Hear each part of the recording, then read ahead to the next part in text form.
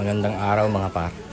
Nandito kami ngayon sa simbahan ng Taytay sa Pagniwan, isang organisasyon na nagbibigay ng feeding program para sa mga bata tuwing Sabado. At naisipan namin na mag-sponsor para sa kanila. Sila naman ang mga Salazarian, mga taong willing mag-share ng kanilang blessing para maging blessing naman para sa iba. Sa tulong ng iba pa naming mga kaibigan, ay nakabuo kami ng sapat na pondo para maibili ng pagkain para sa 100 bata.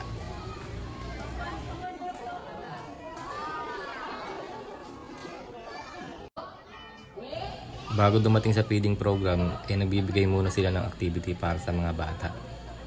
Nagtuturo tungkol sa simbahan at sa rosaryo.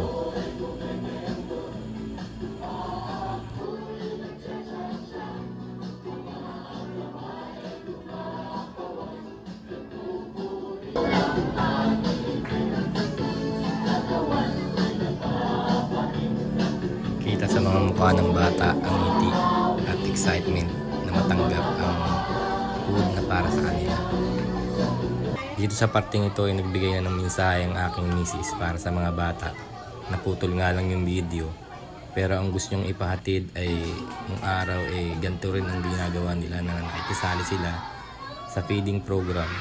At ngayon ay nabigyan ng pagkakataon naman na sila naman at kami naman ang magbigay ng blessing para sa mga bata.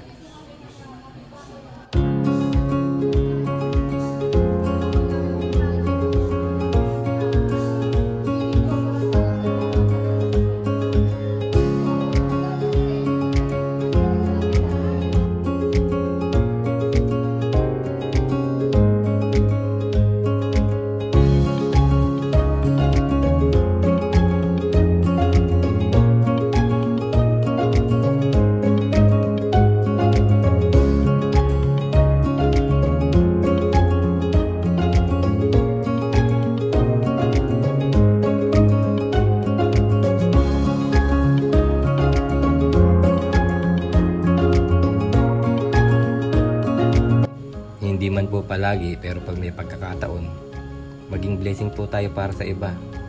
Kasi hindi natin alam na baka yung buhay na tinatamasa natin ngayon ay pinapangarap lang nila.